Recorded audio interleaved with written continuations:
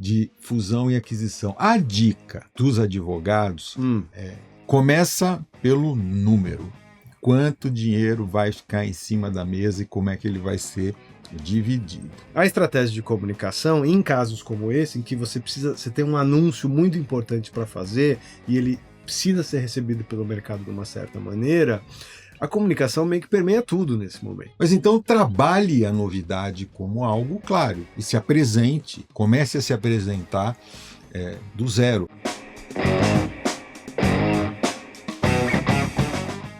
Eu vou te falar de 2 segredos de fusões e aquisições entre escritórios de advocacia, 2 segredos para esse processo dar certo. Um é o segredo do advogado, o outro é o segredo do marqueteiro. Você já ouviu os 2. Eu sou o Alexandre Seco, estou aqui com o Gabriel Atuí para a gente falar de fusões e aquisições.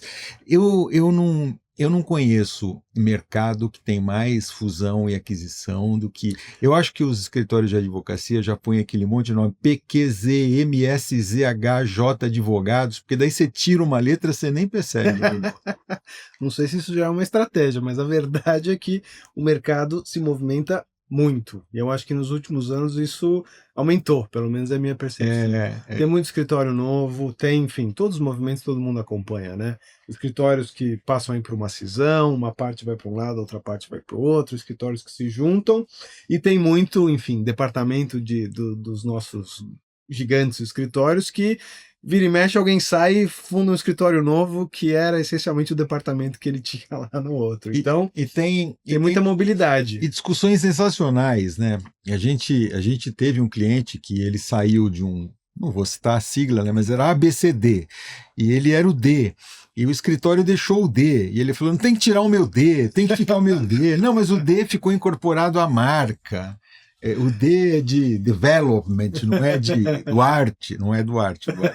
Então, eu acho que essa sopa de letrinha que é nome de escritório, eu acho que ela causa uma certa confusão. Mas a gente estava falando de fusão e aquisição. A dica dos advogados, a gente já trabalhou em vários processos, ajudando escritórios a anunciar sua fusão, sua nova operação ou aquisição.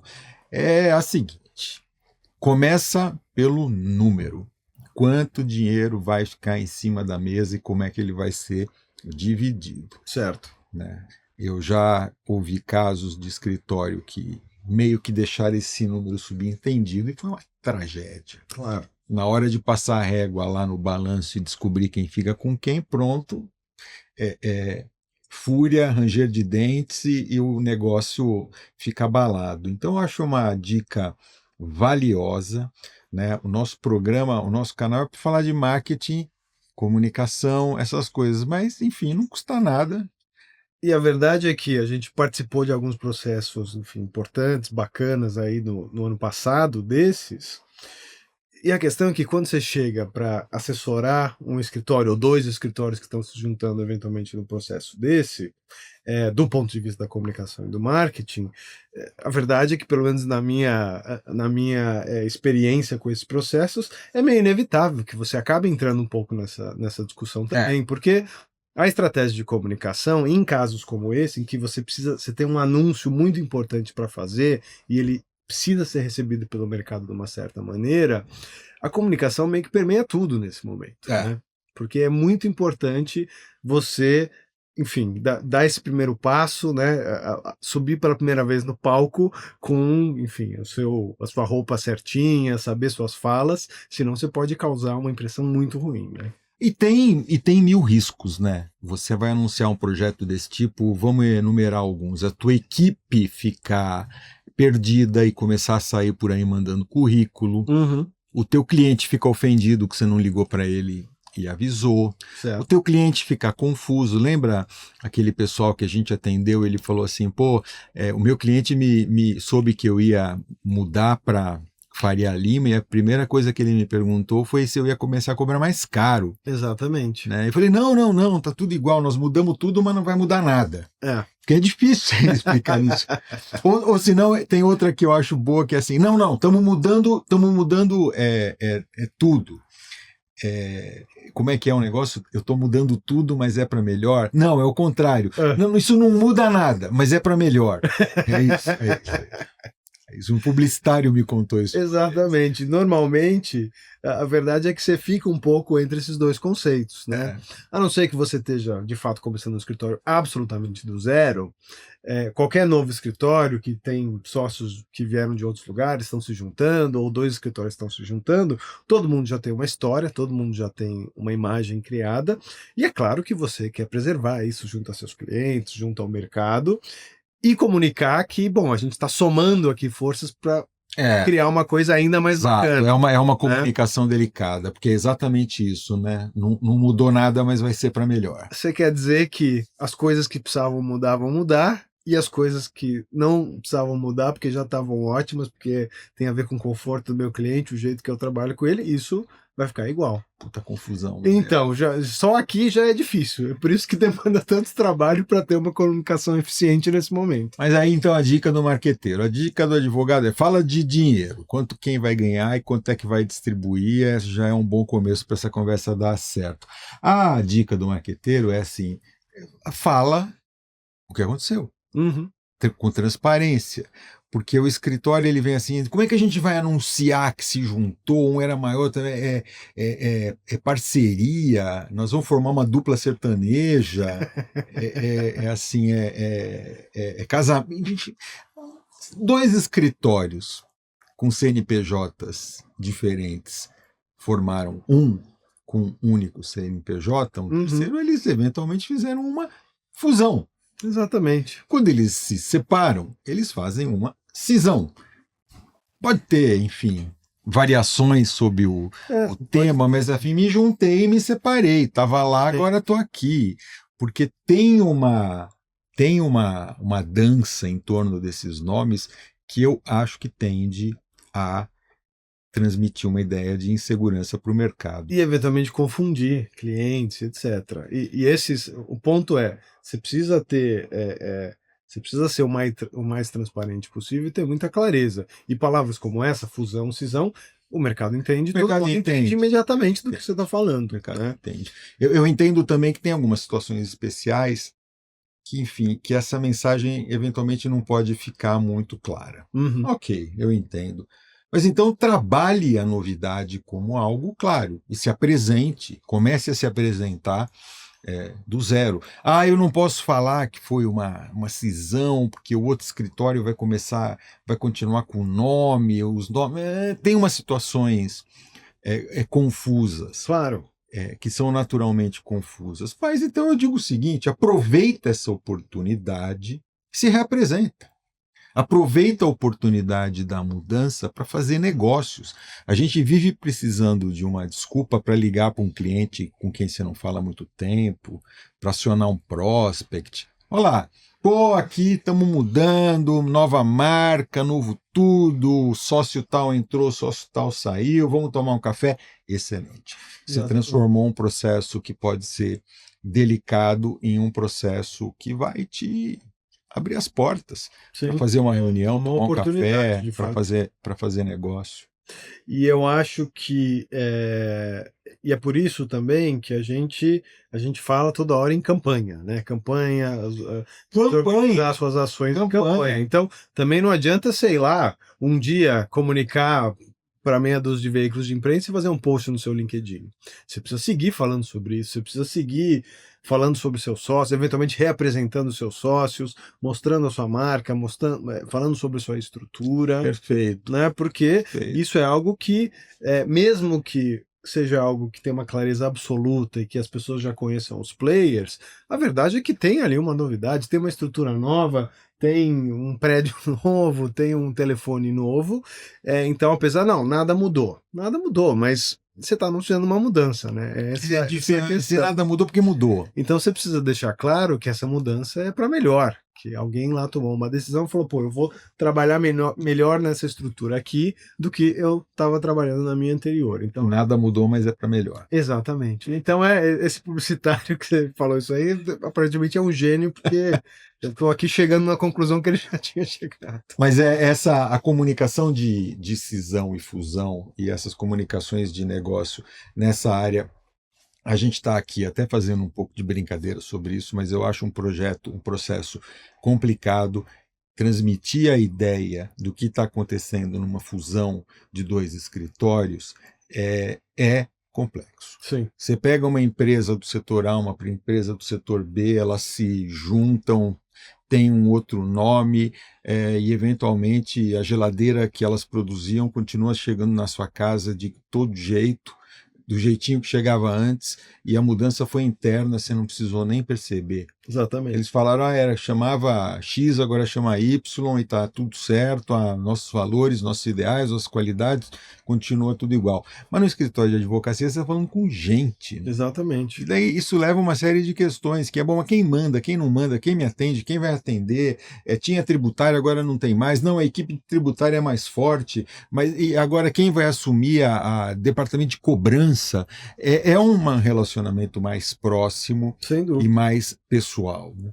E avisar e comunicar, você, o advogado, tem um relacionamento muito próximo, geralmente, com o cliente. Não, claro, principalmente clientes, escritórios com o perfil dos que são nossos clientes, são escritórios que são, enfim, né, parceiros dos clientes deles, né, que estão lá, que participam das reuniões, que estão dentro da vida do escritório. Né, estão dentro da vida das empresas que eles atendem, porque esse é o tipo de serviço que eles prestam. Então, de fato, é muito sensível quando isso muda ou quando isso tem qualquer, né, variação aí. E é natural que gere uma insegurança. O que a gente quer fazer nesse processo é transmitir segurança, deixar claro que a mudança está sendo feita porque ela vai melhorar a situação do cliente, ou a entrega, ou às vezes até o preço pode melhorar, dependendo. Tô só dando um exemplo, aqui não conheço nenhum caso real, é fato. Mas o ponto a comunicação precisa estar envolvida nesse processo desde muito no começo. Porque não, isso é fundamental. Porque você tem, primeiro, você tem uma necessidade de comunicar isso internamente, né? O próprio escritório, ele precisa comunicar para as pessoas, para todas as pessoas que estão lá. Alguém vai ter que falar isso, como é que vai ser. Então, esse tem uma primeira etapa. E depois, conforme você vai caminhando, tem uma série de coisas que você precisa decidir, às vezes meses antes de você, de fato, anunciar isso ao mercado. Então, é muito importante, porque se você chega lá e fala, olha, a gente vai anunciar aqui essa fusão semana que vem, e eu queria... Bom, aí eventualmente o máximo que a gente pode fazer é escrever um comunicado ao mercado muito bem feito, e é isso. Né? Pouca coisa. Você pode comunicar, mas eu vejo esses episódios como uma oportunidade de você ir ao mercado e se reapresentar, falar de você mais uma vez. Eu vejo, do ponto de vista da comunicação, eu acho que você tem que aproveitar essas oportunidades. Uhum. E quando você falou em preço, eu dei aqui uma risada lateral, porque eu acho que se você faz uma fusão, uma cisão ou qualquer coisa desse tipo, teu argumento passa a ser preço mais baixo, então você tem um problema sério. Não, concordo certamente. Se o seu discurso é preço nesse mercado de prestação de serviço jurídico qualificado, você tem um problema. Eventualmente, talvez mais que um até. Você vai ser mais eficiente, enfim, você gerencia lá um contencioso de massa que vai ser mais rápido, vai ter um resultado melhor. Tem muitas formas de você colocar isso na mesa para o seu cliente, né? O importante é ele entender que ele vai ganhar com isso e o mercado entender que você está dando um passo para cima. Aí. Agora, nos últimos meses, a gente deve ter trabalhou em 3 projetos e um deles foi bem complicado. Exatamente. Porque os 2 escritórios, as 2 equipes se separaram, uma equipe ficou, uma saiu, montou um escritório. Uhum. Então você tinha viraram 2. Daí esse se juntou a um terceiro e matou esse segundo. Certo. Então, era um, virou dois, depois virou um terceiro e o segundo foi eliminado. Foi um processo em etapas. E isso num período do quê? De 3, 4 meses. Por aí. E foi uma estratégia intensa de comunicação para não produzir ruídos no mercado, né? Porque, Exatamente. assim, eu te conto essa história desse jeito, pai, tu desmontou, as pessoas saíram brigando, e não aconteceu nada disso. Não, Foi inclusive. um projeto essencialmente É. de interesse comercial. Sem dúvida. E resultou num escritório incrivelmente sólido e Conhecido, e conhecido. é verdade, é verdade. Então acho que dá para fazer, mas foi um trabalho muito criterioso esse, porque teve a preparação da equipe, teve a preparação de speeches, teve a preparação de mensagens que os sócios enviaram para os seus amigos, que os sócios enviaram para suas listas de clientes. Uhum. Cada etapazinha foi pensada e discutida e trabalhada. A mensagem foi testada, enfim, então funcionou sem atrito, embora a operação seja, desse ponto de vista, relativamente complexa. Não, né? sem dúvida. E eu acho que conforme esse tipo de movimento acontece cada vez mais, tem mais escritórios novos, tem mais concorrência. A verdade é que, pelo menos também na minha visão, tem mais espaço para formatos diferentes de escritório hoje em dia. Você tem, né? Você tem aí os tradicionais escritórios full service, você tem hoje uma leva muito importante de escritórios que a gente costuma chamar de abrangente empresarial, que não é propriamente Full service empresarial, né? ou full service empresarial, que são escritórios que não são propriamente full service, mas que eles atendem a gama completa de necessidades de empresas de muitos setores.